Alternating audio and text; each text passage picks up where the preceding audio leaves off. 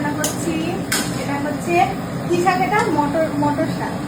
মটর শাক বেগুন দিয়ে একটা চচ্চড়ি।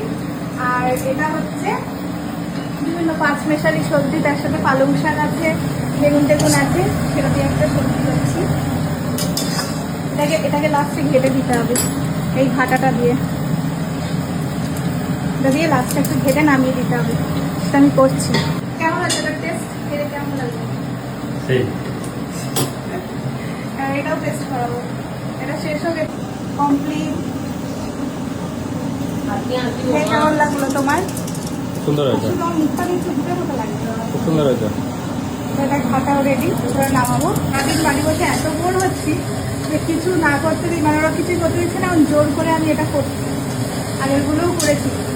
তো এই এখানে এখন চলছে রান্না। দেখে মনে হচ্ছে টেস্টি হবে, কারণ আমি এমনি রান্না ভালোই করি।